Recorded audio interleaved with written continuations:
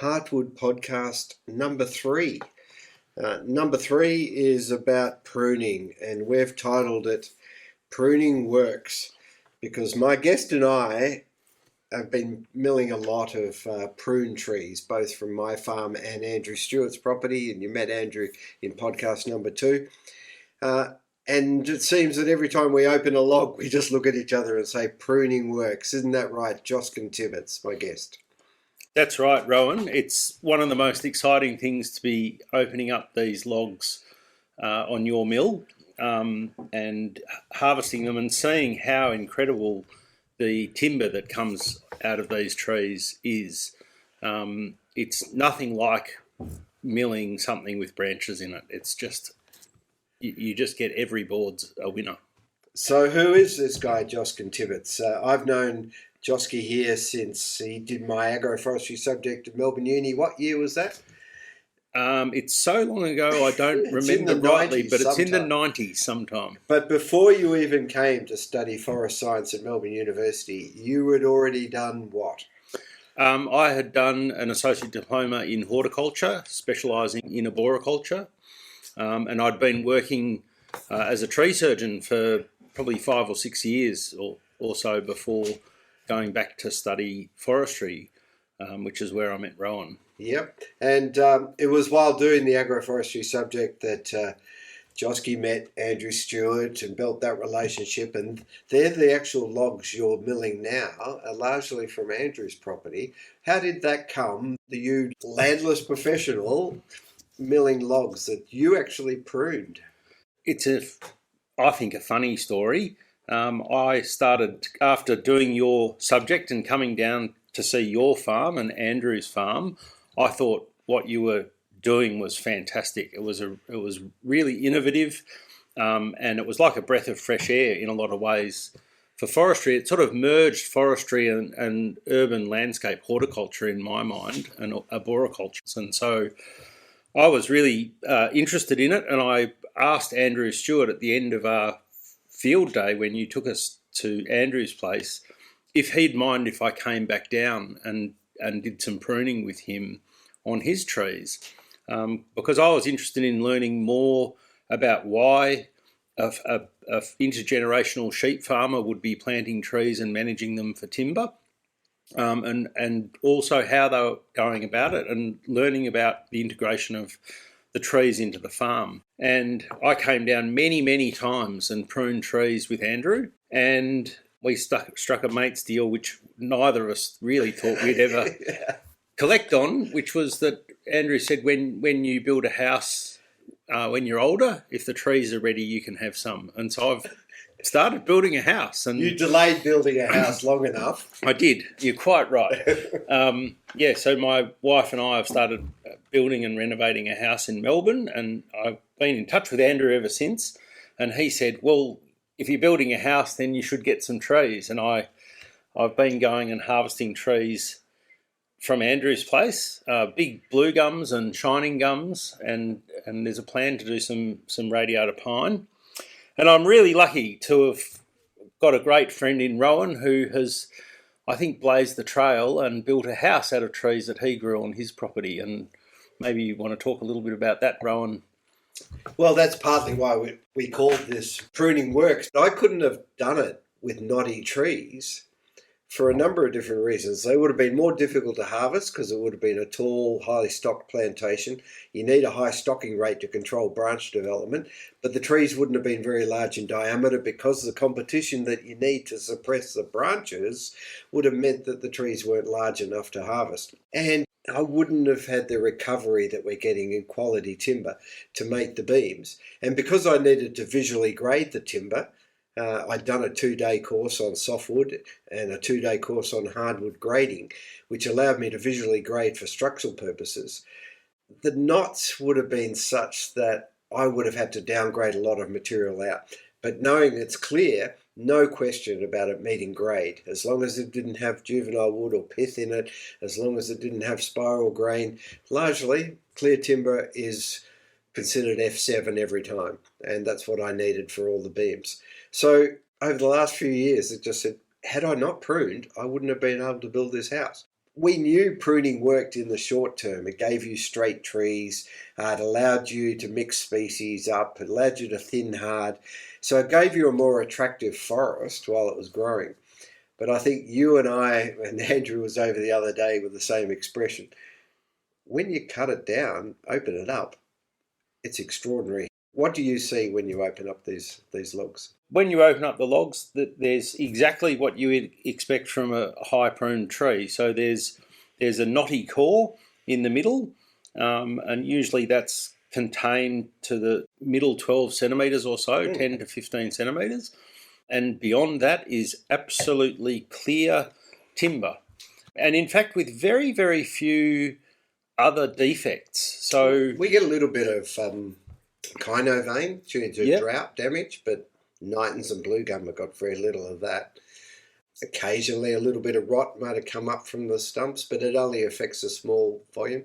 During the droughts, we particularly with Knightons had some longicorn beetles get in. But yeah, just the odd occasions, oh bugger, there's a little bit of defect there. But away from those random uncontrollable events, you've actually got great timber. Yeah, and I think very few defects compared to something which has branches in it. I mean, sure. Yeah. I've been milling just today some trees that we harvested yesterday on your property, Rowan, and the pruned tree, the two pruned trees that we harvested, I took some top logs which were branchy, and the difference between those and the prune logs is like chalk and cheese.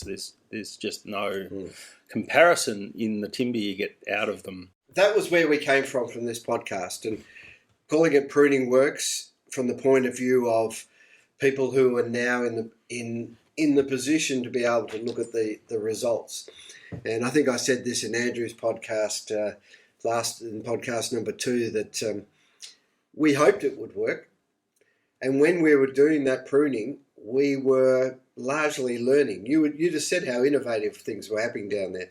I went to New Zealand and I learned, before we had the farm here, I worked in New Zealand for a few months with the Forestry research team, and they were doing a lot of pruning back then. Only radiata, of course, but they were exploring eucalypts and black walnuts and blackwoods even. So I sort of got my enthusiasm for pruning there. Because back in Australia, particularly Victoria, there has been essentially no history of pruning. A couple of research trials, a couple of innovators, but nothing accepted. In Australia, I went to Queensland, they were pruning hoop pine, and they were pruning hoop pine to produce marine-grade plywood, plywood that had no defects in the face. But that market's largely gone, and there isn't much pruning there.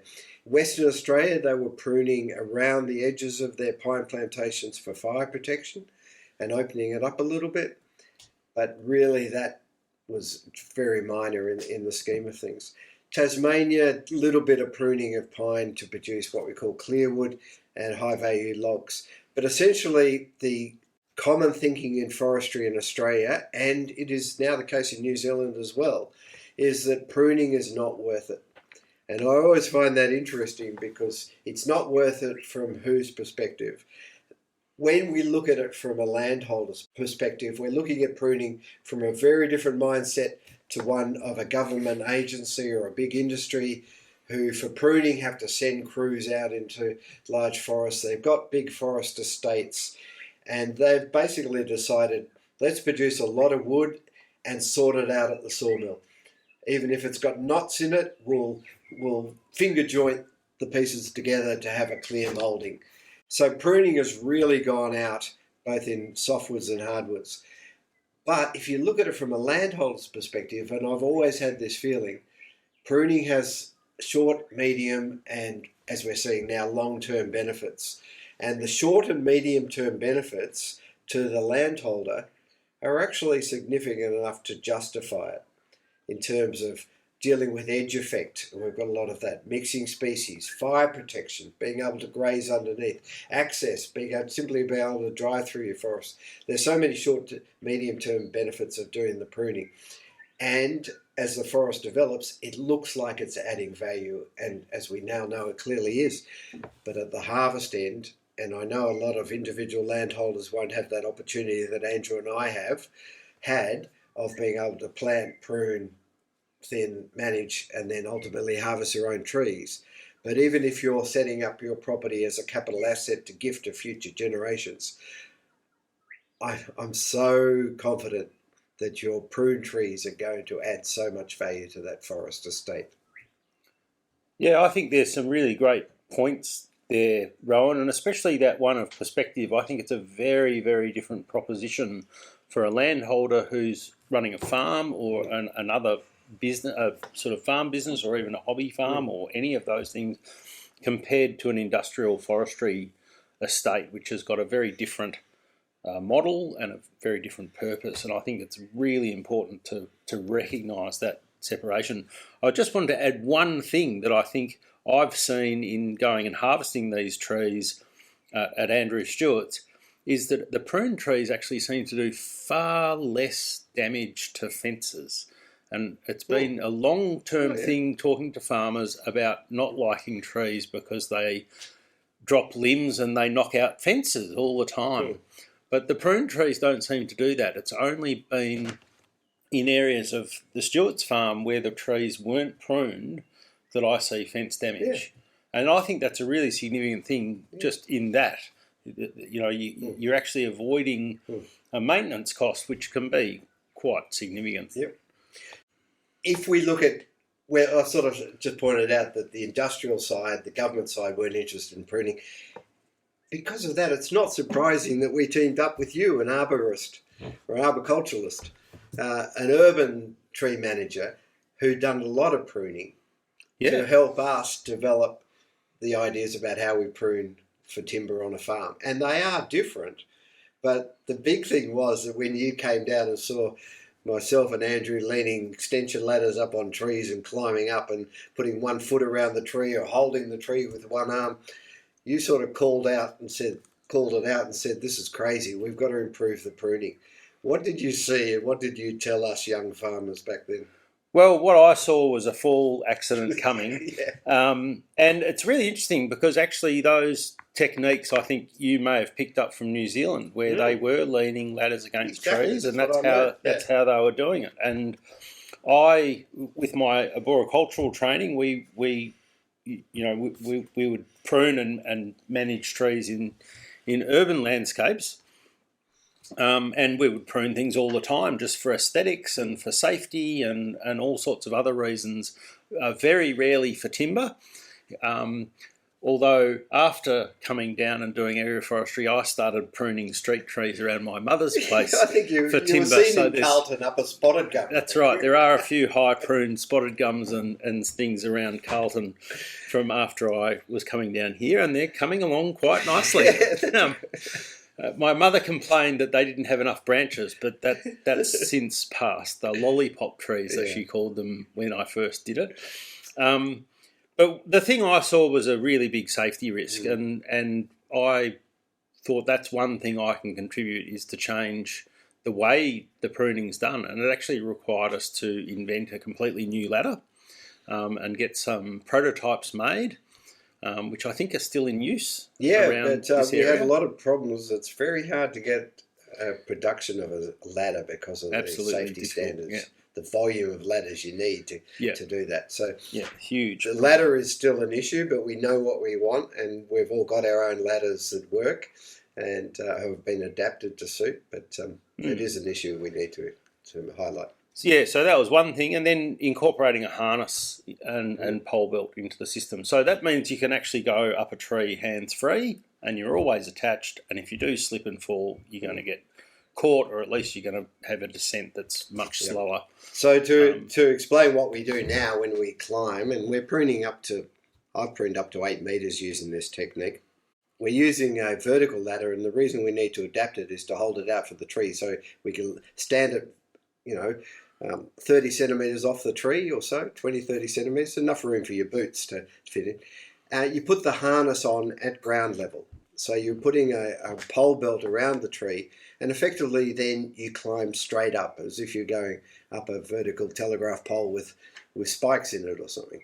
And that allows you to move straight up. As you go up, you can tie off the ladder so it doesn't move. I've joined 2-3 metre ladders together to take me to 6 metres and then reached up a bit further to 7 or 8.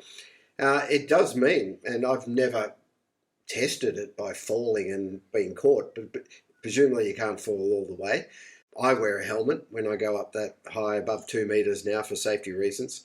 And we did speak to Work Cover years ago about it, and it seems to be if you're above 2 metres, you need full restraint.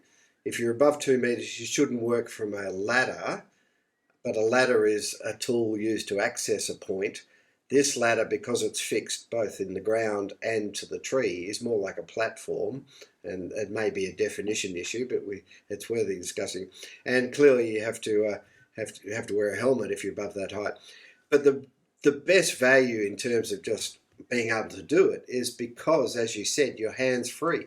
You lean back, and to use loppers, you need 2 hands. So you take a lopper and a saw up there, and you can lean back. And the other great thing is you can rest up the tree. So, as pruning, the most intense part is when you're actually doing the pruning.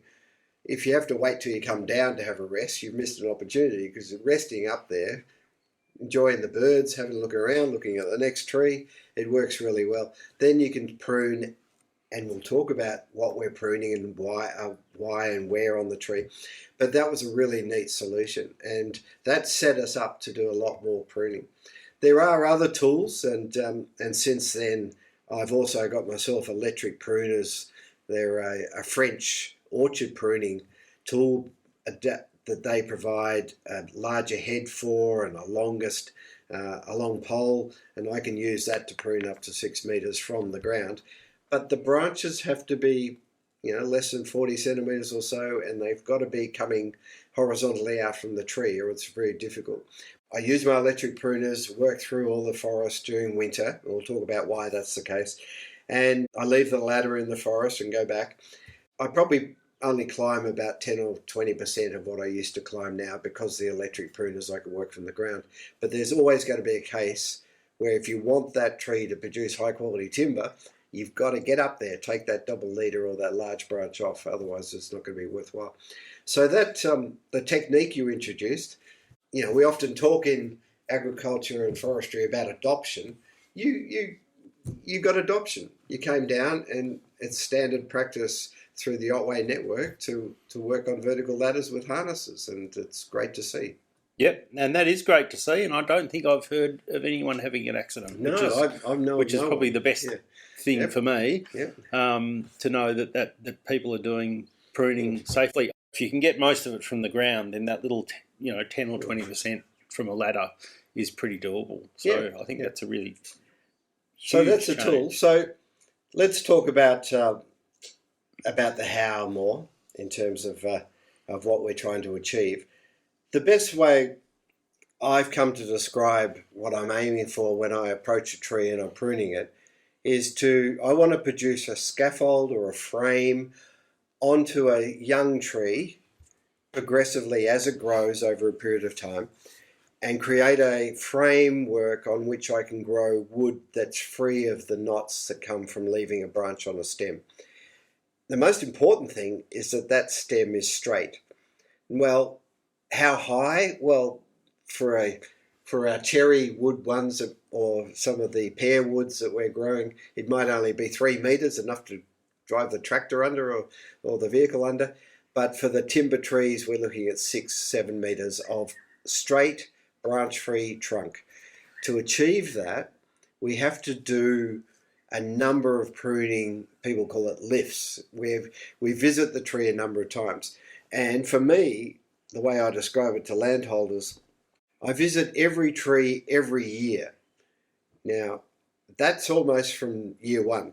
The first year you approach the tree, if it's got 2 stems, the simplest thing, when it's 1 year old, a metre or 2 tall, knock it back to 1 stem. Then progressively, as it develops, shape that into a single trunk, and then as it grows in diameter, start taking those branches off. Is that a way to describe how we're manipulating the growth over a period of time? Yeah, and I think the visiting every tree every year is a really great way of going about this. it's the pruning is a timing thing as much as anything else, and when you miss a timing point, a year, you miss a year, you basically sort of lost for those things. And I know at Andrew Stewart's there's some patches where we didn't get to them, and those trees really aren't that great now compared to the ones that were pruned. And so really being on top of it and not, I think one of the things, maybe you'll talk about that a little bit, Rowan, about sort of only establishing enough that you can keep on top of it and not overcooking in 1 year. It's a long-term endeavour. So I've visited obviously hundreds of farms doing master tree grower and other exercises in the field days, and almost invariably a landholder has got a grant to plant 2, 3, 5, 10 hectares of trees with the intention of managing them, and they're not on top of it. Life goes on, and I've really felt that in the last 4 years. I've barely planted trees. I only get a few out, but I will always prune. So during the winter, despite what was happening with the building project, I had to find the time because I knew how regretful I would be come next year if I said, I'm building a house this year, I'm too busy, I'll skip pruning. Now, because I only plant only hundreds of trees maximum per year, I've got probably 300 or so trees that I might have in these, what we call a silvicultural phase, the period where I've got to be pruning them.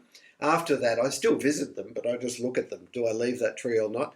So I still like to say that I see every tree every year, even if it's 30 years old. But during that silvicultural phase, the pruning phase, you've got to approach the tree. You make a decision, are you going to keep this tree and grow it on for timber? If not, are you going to keep it because it's got some other value and is not interfering with something? It's a beautiful tree, it's biodiversity, it's something else, it's shelter, you want to keep it, that's fine. But the ones you say, am I going to keep it for timber? If it's got other values, you might keep it. If it doesn't have other values, well, I cut them down before they get too big. I'm always cutting down many trees as I'm planting, really. And then with the ones I want to grow on for timber, it's a decision, what do I need to do this year to keep that opportunity of getting a high value log alive, keep that opportunity alive in the future. And it could be as simple as taking off one branch, or it could be as thinking, I'll get up there with a ladder and do the stem pruning as we described. But it is that timely management, and that's what's probably the biggest challenge for large organisations. And I say it shouldn't be the biggest challenge for farmers if they plant only enough that they can manage, and that's the critical aspect. Yeah, maybe, Rowan, you could walk through, you've talked a little bit about that initial form pruning in those early years, but maybe you could walk through the different stages of pruning on a tree that is something you're managing for timber, and about how many years it takes to get there. Is it 20 years of this, or what does it take? So we're planting trees out on the farm, and you're planting them, I would argue farmers should be planting them because they want trees, whether it's for shelter, erosion control, aesthetics. They want a tree growing in that location, and they've selected the species appropriate to that interest, but also said, well, this species could also be used for timber, so I'll integrate those. And it could be in a single species planting or a mixed species planting. It could be in a parkland or a dense row, or it could be any configuration. So you've gone through that process. You've invested a lot of time and a bit of money and fencing and tree guards or whatever you've got to get them established. All I'm asking is then subsequently you start visiting those trees. Clearly that first year you're back fixing up the tree guards, straightening trees up, worrying about survival rate. But occasionally you'll see a tree that maybe got nipped off by animals or a frost hit the leading shoot, and it's from that point that on almost all species, and eucalypts are a classic for this, if you kill off the leading shoot, there are two buds on opposite sides of the trees in the leaf axils just below that leading shoot, and each of them will then develop and try to take dominance. So you get what we call a perfect double leader. But neither of those stems can dominate the other because the hormones that they produce to do that cannot shift around to the opposite side of the tree. So you've got two opposites stems developing, very common in species prone to frost, or if there's been magpies sitting on top of your tree or anything that breaks off the leader. So the simplest thing to do is just have a pair of secateurs in those first 1 or 2 years and go around and just nip off those clear double leaders. Now, I say a double leader. How do you describe what a double leader is from an arboriculturalist perspective? I think you've nailed it, Rowan. A double leader is where you've got two competing stems. There's actually two sort of forms of a double leader that you can get as well. So one of them is a very tight double leader, and it often leads to what's called occluded bark gathering in the crotch between the two stems. And they're the biggest problem one. The other one is a sort of co-dominant or no, you're showing me a vase I'm shape. showing you a vase shape. And that you typically, instead of getting a V shape that you get in the first one, you get much more of a U shape. Yeah, well, that U shape would come when there's already branches emerging. That's right. And they take dominance when the leader gets knocked out.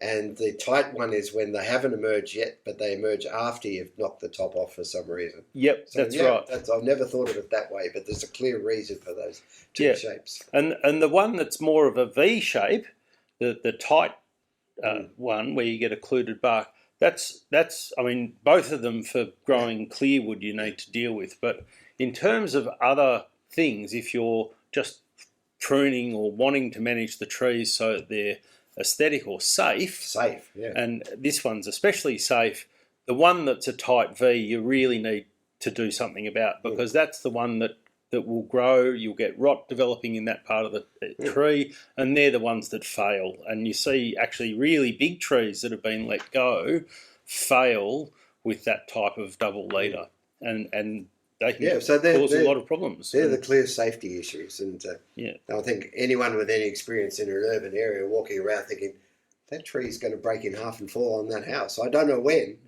but the weight of those branches develops as they get the stems develop into almost two independent trunks on that tree, and the woods, there's no fibres holding them together. It's just the glue. And if you've got the bark included, there's not even the glue holding those two stems together. That's right. And often there's rot developing from there. So it's a good entry point for decay. So double leaders, wherever they form in the trunk, from ground level right up to some point, even above where you anticipate getting that clear length of log, I try to get double leaders anywhere in the first 5, 6, 7 metres. If they occur 10 metres up, on a tree that I've already pruned, there's very little I can do, and I say, well, I hope it doesn't split before I harvest the tree. And I think the one we harvested yesterday had a double leader at about 9 metres, didn't it? That's right. I think it was less than 9 metres. It was probably more like 7. At some point you'd said, I'm not really going to keep going with that. Big double leader, I said, I wouldn't. I'm not going to keep going with that tree. But in that top bit, there was a lot of rot, and the rest of the stem is really good. So it hasn't spread everywhere, but it is really concentrated around where the big branches were that were left, and where that double leader was. So we got back to this point. The game is to produce a straight tree, because crooked trees have all sorts of problems we can't go into: reaction wood, difficulty to mill, they get sweeping bends. There's lots of issues there. So we want straight. If a tree is straight, has got a double leader, we can take that off, and that keeps that opportunity of a single stem.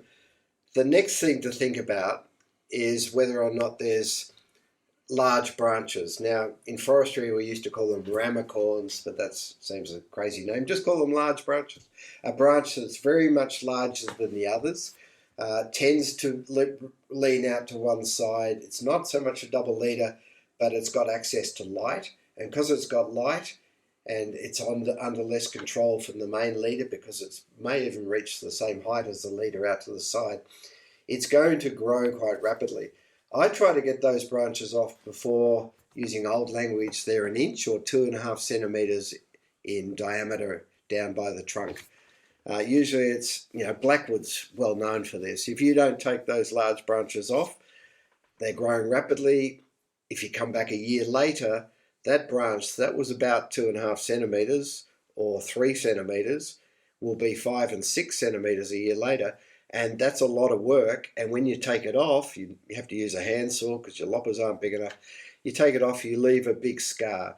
And there's one thing we do know, we'll talk about how the tree deals with the damage of pruning, but the larger the pruning wound, the more likely that you're going to get rot and infection, and the more likely it'll travel through the tree.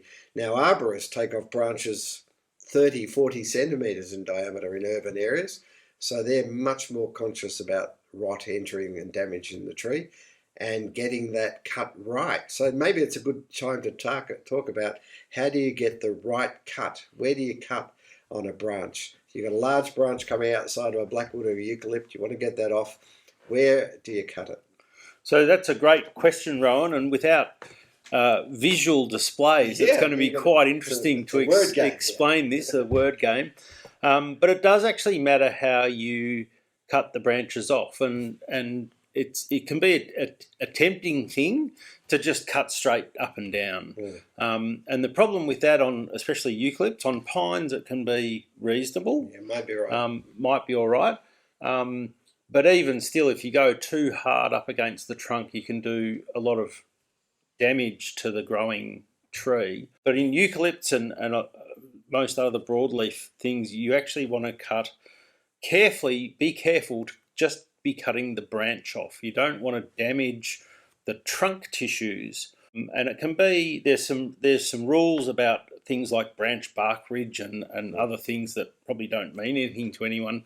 But there are some sort of rough rules you can follow, and we were talking about this earlier today, of where the branch starts to get larger near the trunk. That's where you've got trunk and branch tissue, and you don't want to cut through that. You really just want to cut where the branch is still clearly its own size, and you want to cut pretty much at right angles to the branch so that it's a nice round stub. If you're cutting oval shaped things, it's not very good. So yeah, and it's better to leave a little bit of a branch stub, a small one. Don't leave really big stubs. You don't want to encourage big ones. But you really want to be careful not to damage the trunk tissue. And the reason for that is the way trees defend themselves and respond to the loss of branches. They've got this whole defense mechanism that kicks into action.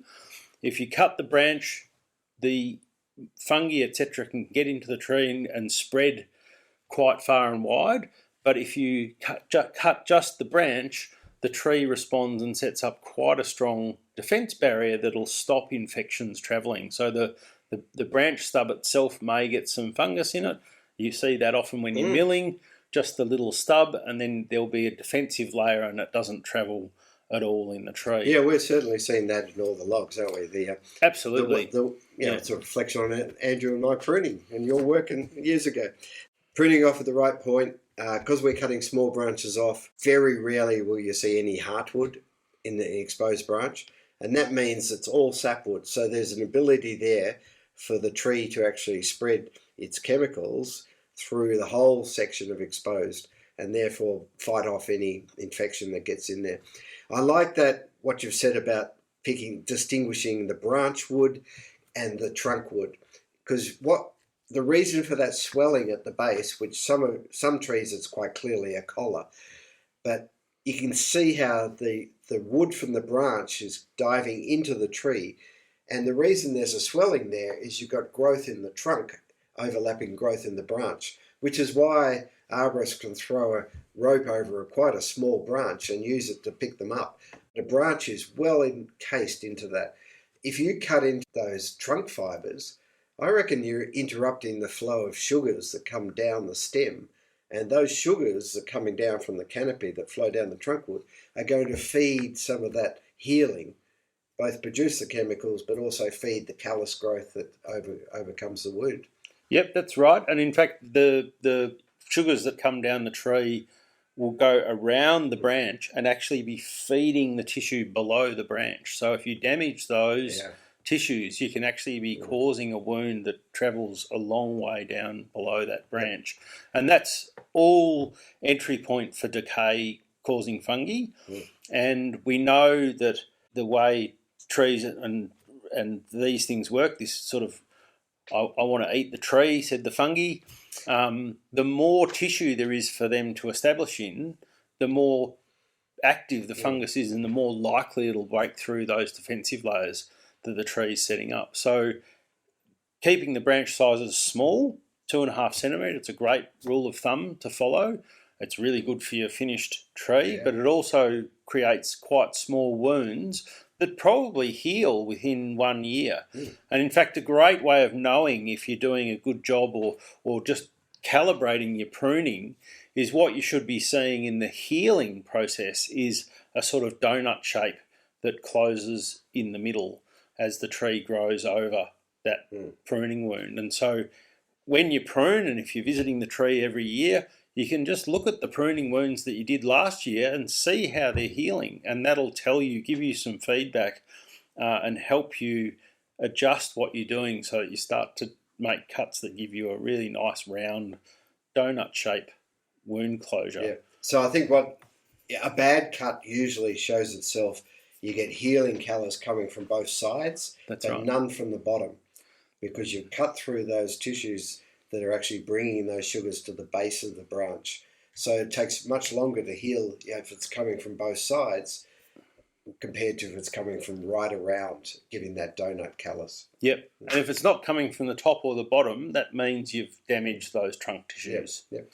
So that's good. So maybe some listeners can stop here, run out and look at their garden trees and others they've pruned off and see how well that callus is forming.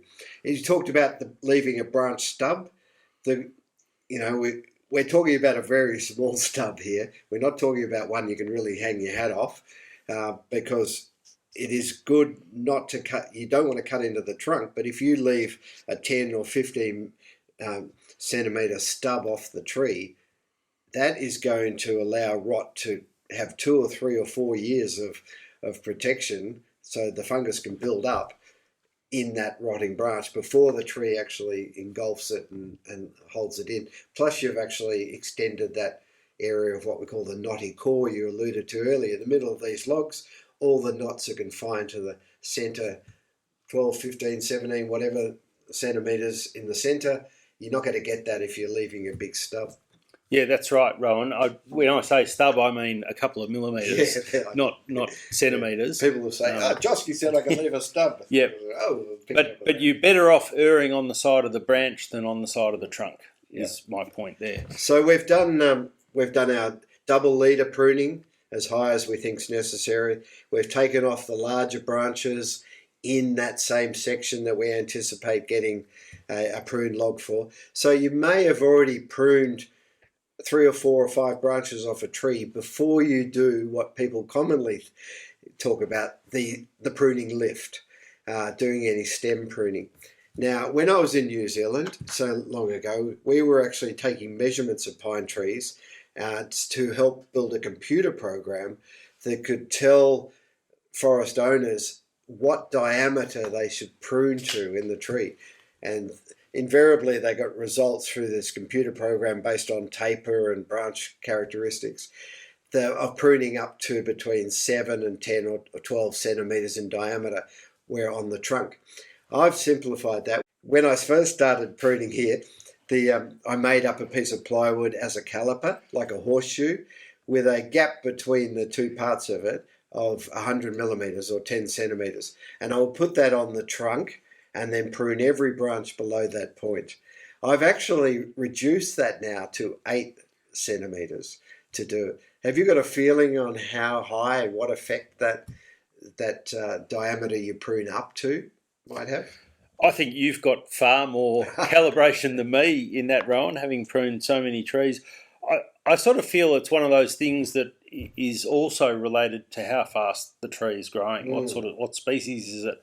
So a slower growing species, you might be able to just be a little bit looser on that and go for the 10 centimetre one, but a really fast growing eucalypt 8 centimetres isn't going to hurt it at all. It is funny because I actually worked in with teak growers in Indonesia. And at the start of the course, we made up, overnight, they made up 100 of these calipers at 8 centimetres. And we gave them to all the farmers we were working with. And they were rapt because suddenly, they would read these notes presented by the expert forester saying, in year 2, prune to 2 metres, in year 3, prune to 3 or 4 metres. And they walk out their forest and said, well, some of my trees are short, some are tall. How do I prune each tree to its particular requirements? Age is irrelevant because there's fast and slow growth. And I came in and said, from that New Zealand idea, let's just prune up to a stem diameter. And all of a sudden they can say, oh, this tree needs to prune this height. This tree's growing faster, it prunes higher. And all the guesswork was taken out. The other thing I think some researchers suggest is prune to half the height of the tree. And I tend to laugh because none of those researchers have been up a tree, because there's no way that you're up a ladder, up a tree. You can tell what half the height of the tree is. So it's irrational to say prune to half. How do you need someone else out in the paddock looking at the tree and saying, you're about there yet? So using a caliper actually helps while you're in the tree to exactly where you go. Now, of course, with the experience, I don't take the caliper up every tree every year now because I know what 8 centimetres look like. And occasionally, if there's one branch above that 8 centimetres, I might take it out. But that's a starting guide. But in Indonesia, I went back after and met up with the research team I was working with, and I said to them, did any of the farmers ask you why an 8 centimetre gauge? And they said, yeah. And I got really excited. I said, imagining what sort of conversation they had. Well, if you prune higher, you actually make it easier because they're smaller branches. If you prune less, the tree grows a little bit faster. And I said, well, what did you tell them? And they said, Rowan said so. And it's just like, it's a starting point. It's not the answer. Use it as a guide to see how it looks with your trees. The reason I went from 10 to 8 is because it made pruning easier. Now, if you cut green branches off a tree, you will slow its diameter growth. But we know from a lot of research, you're not going to change its height growth. Diameter growth is driven by all the green leaf above a particular point in the trunk. And so if you cut some green leaf off, you're going to slow diameter. There is actually a positive to that because you get less taper in a tree that's been pruned compared to one that hasn't been pruned. Taper being the degree to which it gets narrower as you move up, because an unpruned tree is still putting on more diameter at the base. So by the time you finish pruning, if you used a caliper on an annual basis, you will end up with a very even trunk.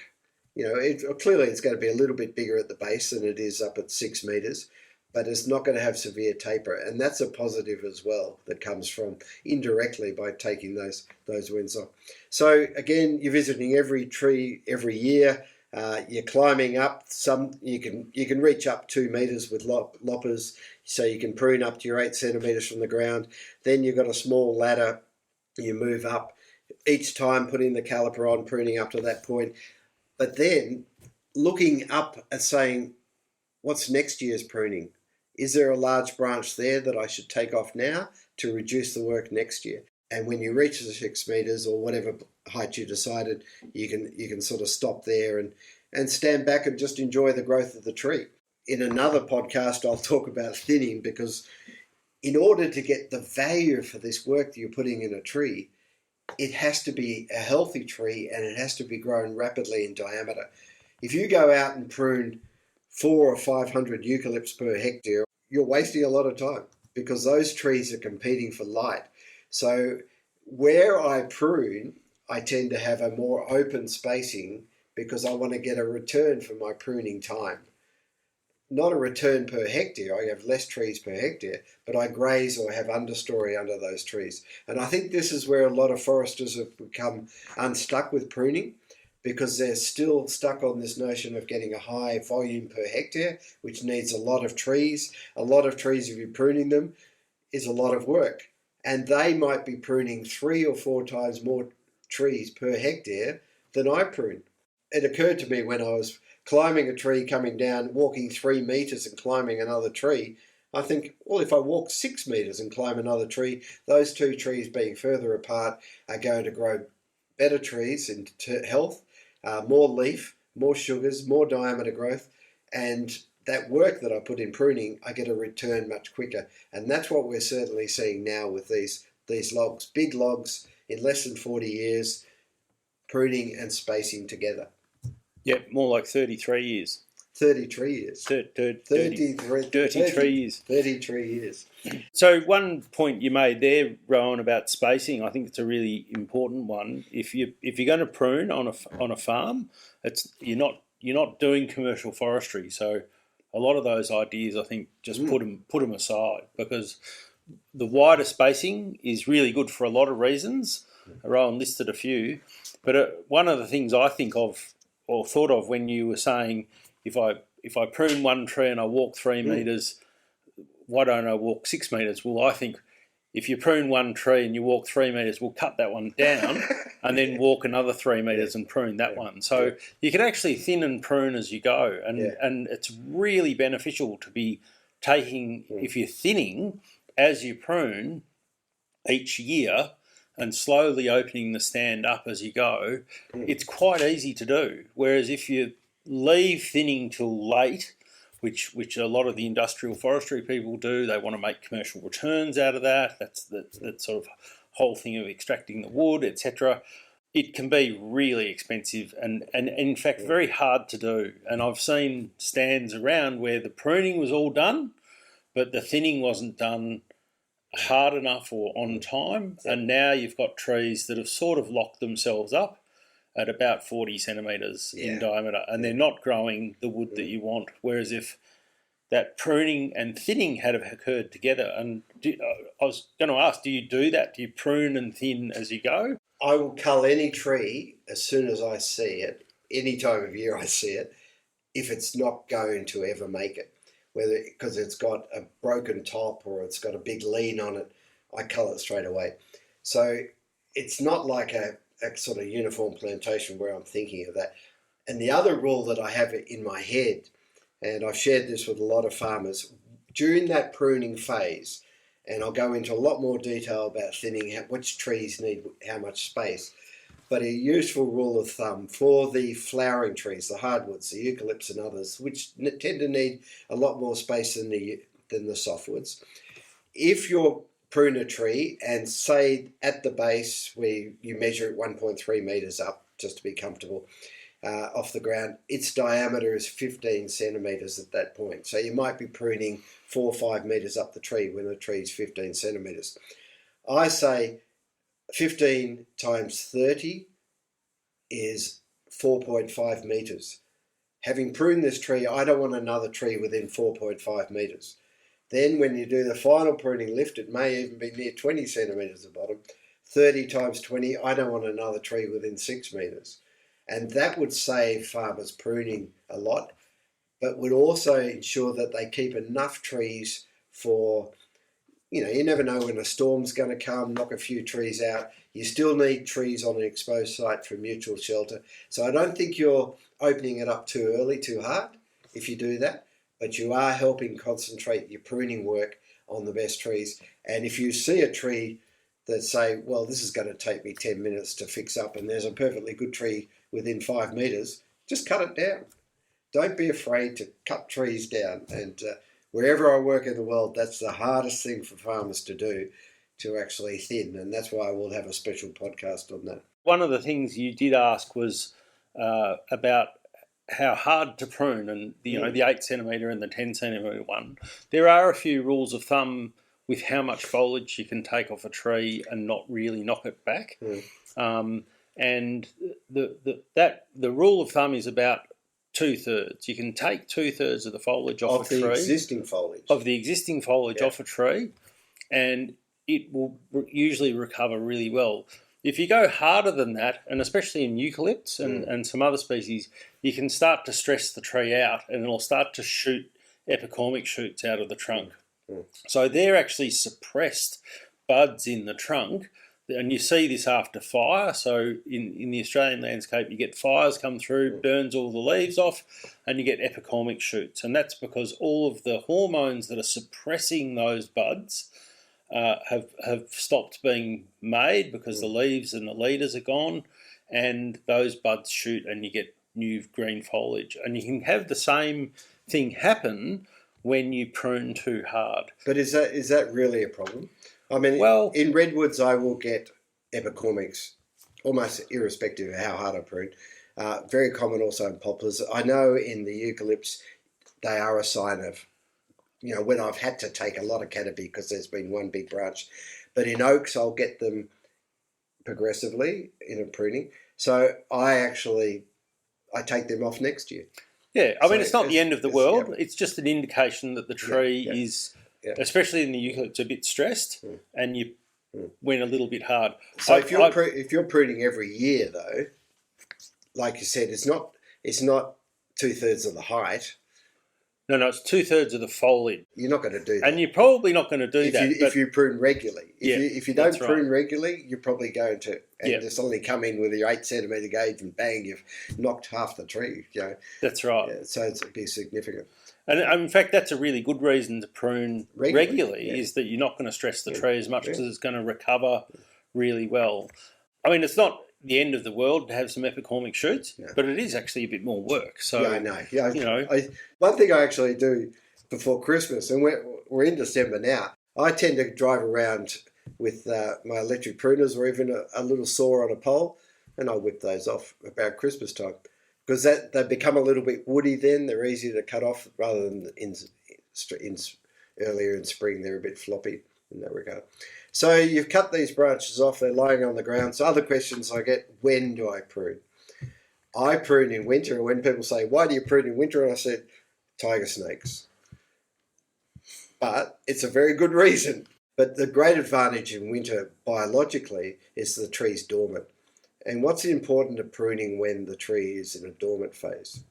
So that's been a big debate for a long time as to whether you prune when a tree is dormant or whether it's actively growing. And I think the consensus now is for the tree's health, you should prune when it's actively growing. So summer is actually a good time to prune if there's been early summer, late spring.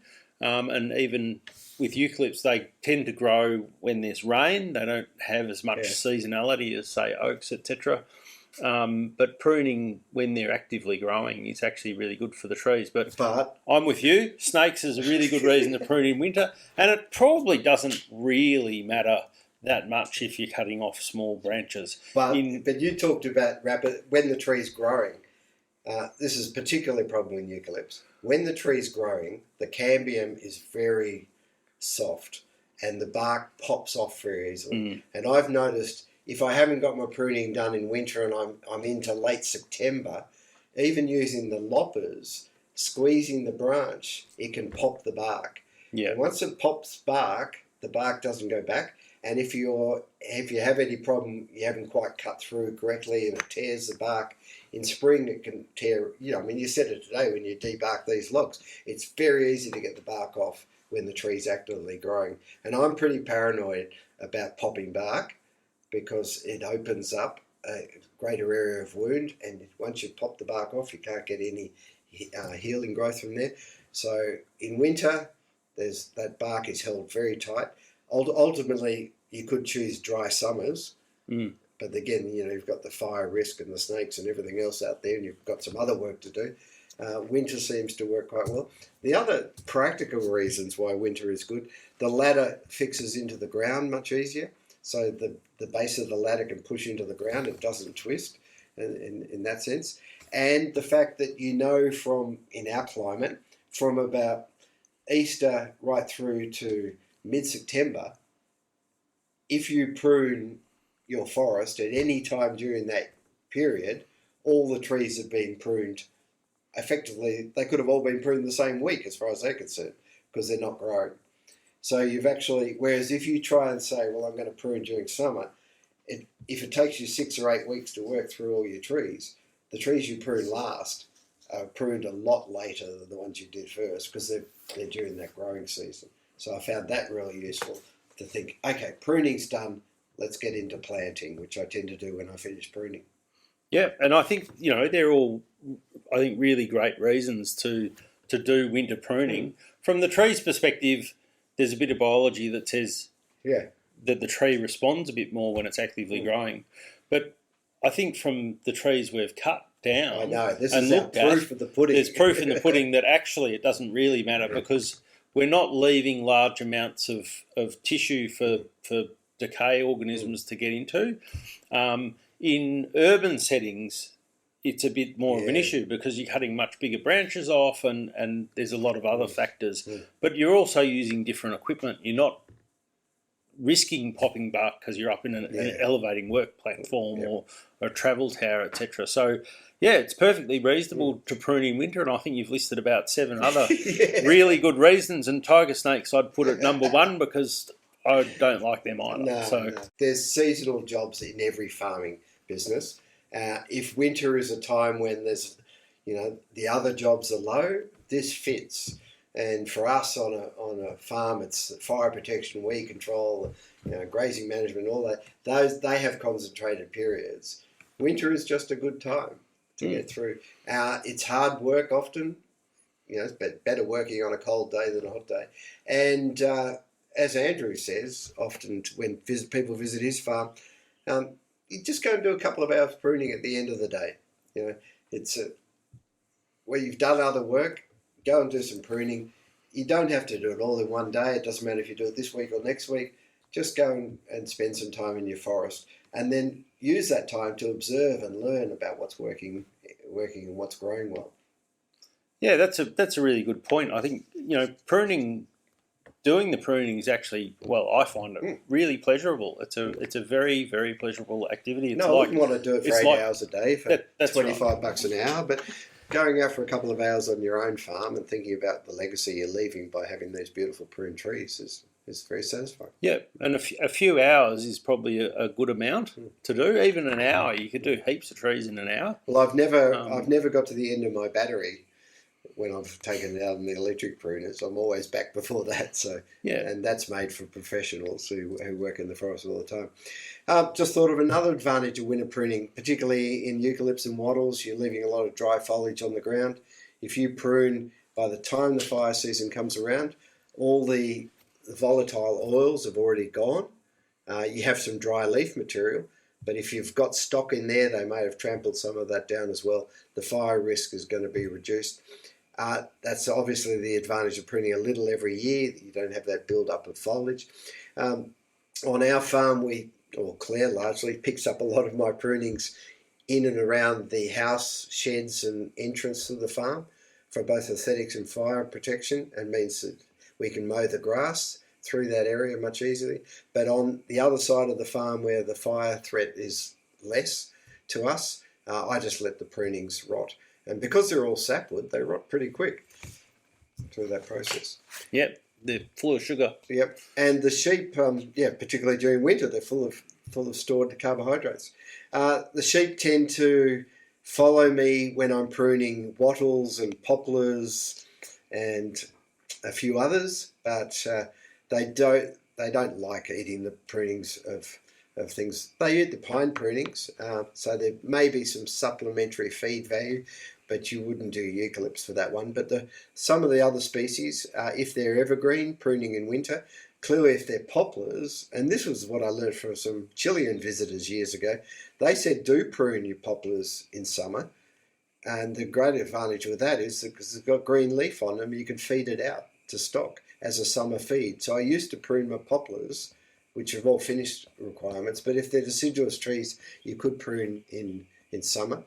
I always need to add that the oak leaves can be poisonous in some cases to some animals. So if you're doing a big pruning operation in oak, don't feed the heifers or the horses or goats or to some extent sheep on those. Just be aware, ask around if there's any risk associated with stock eating the prunings. Generally, it's not so much of an issue. Have you got anything else on your pruning list? No, I think we've covered a fair bit of ground there, Rowan, and the one thing maybe we could talk a bit more about is the proof that pruning works in opening up these logs many years later. And we talked a little bit about it, but maybe a bit more detail in that would be worthwhile. So you milled all the timber from your house from pruned trees. You probably milled 50 trees or actually I don't know how many you milled. I'm going to do the count. Yeah. let's just think of the frame. The frame is basically majority pine, but structurally, and some people will be aware of this, F17 hardwood, where you've got a big beam or LVL running or a critical weight point, you have to use a hardwood, not a softwood on that point as a post. And some places I had F17 hardwood beams, lintels and beams to hold, to span areas. And they came from eucalypt. So let's say 80% of the frame was pine, from pruned pines, a lot of 10x2 type sizes, 6 meters long. Gee, they were a joy. You just get a pruned log and just square it off and then just cut these 10x2s. And then I'd come up to the house. This is all during COVID. I'd go on the website, and if Bunnings didn't even have it, but if they did have it, I could work out how much I'd actually saved in money buying it. Now, I'd have to put the work in, of course. But some trees were, a bad pine, pruned pine, I was getting about $600 worth of wood. Some of the good ones I was getting twice, $1,500 worth of wood that I didn't have to buy. And pine is the easiest thing to dry and easiest thing to grade if it's clear. The eucalypts, much harder to get quality timber, long timber out of it. Clearly the pruned logs are going to be better. Getting the dimensions was tricky. We cut backsawn around the prune core. That did mean cupping. Built a little steamer to steam those timbers, and that helped a little bit, and then was able to dry them, and it's all worked well through that process. The rest of it, the lining, which all pruned, the lining, the cladding, and the flooring. Now, I know you'll get a bit excited about the shining gum pruned flooring, and that's come up beautifully. I've actually kept a few knots and put them underneath the bed in a couple of rooms where there was a pruned knot, a pruning wound in the floorboard that got through the process. And I put it there because that is proof that someone actually managed that tree. Because when you see a prune stub in a sawn board, someone has cut that off and then it's healed over without any rot in it, and it's been included in that. And to me, that's sort of like a signature, a legacy for 50, 100 years' time. Someone's going to move the bed and say, that doesn't look natural. And of course they'll know because my book's on the shelf in the house or something. They'll say they know the history of that. But you are, with pruning, it's sort of a romantic idea. You've got biology and tree growth and all that. You either stand back and let nature take its course, or you have some pride in the fact that we, people, can integrate with a growing tree and change the outcomes and create something more valuable to us, but ultimately more valuable to the community, because more forest is better for everything, really. And if we can get more people engaged in that. So I'm really passionate about the marriage of a person actively managing their forest and the biology of a growing forest. And that's where, we're both forest scientists, aren't we? So it's where that science and management come together is really exciting. And that's partly why we're passionate about Pruning Works, because that's something we did and got a different outcome in the biology. Yeah, that's right. And within our lifetimes as well. Yeah, and I think that's one of the things that strikes me is we're in opening up these prune trees and cutting timber to go into what are really high value visual appearance locations in a house. So I think there's a bit of an idea that farm grown trees and stuff you can only make bush furniture, and I think what we're showing through all this, and I think Rowan leading the way, is that's absolutely not true. This can produce structural timber just like a plantation can. It can produce appearance grade timber. But one of the things is we're getting appearance grade timber like you got out of 200-300-year-old trees in native forests in 30 to 40 years. And I think that's really exciting. This is just as good, and certainly in terms of appearance grade, this is select grade and better timber. And it all due really to the pruning and the management. Yeah, you're right. Of the forest. Everyone says that there's obviously not going to be any timber coming out of old growth forests because they either don't exist or they've stopped harvesting them. Old growth was the place you got clear timber from because it had time to kill off the branches, for them to fall off, and then time required to overgrow those wounds and create clear timber. By visiting a tree every year, like you say, something that might take more than 100 years in a native forest, we're doing it in less than 40 years. It's actually quite extraordinary because it's nothing special. There's no magic fertilizer, no magic genetics, no magic, chemicals going in there. It's just a person who's doing some timely management of a tree as it's growing, dramatically changing the outcomes. And by doing that, encouraging themselves and others to keep planting trees for all those other benefits, which is why we need them. That sounds like a great place That to does end, sound like a good Rowan. place to end. Thank you very much for joining us, Josky. We may actually get you back to do another podcast because you'll be floating around here milling trees up for a while. And there is, for those people who want to see the pictures, there's a lot of free articles that I've written about pruning, chapters I've written about pruning on our website, www.agroforestry.net.au. Just work your way through the subheadings to find publications. In my book Heartwood, it talks about pruning irregularly, but there's a section on the end of the black walnut chapter just on this technique, the physical technique of pruning, but we talk about it regularly because I do it to all the species.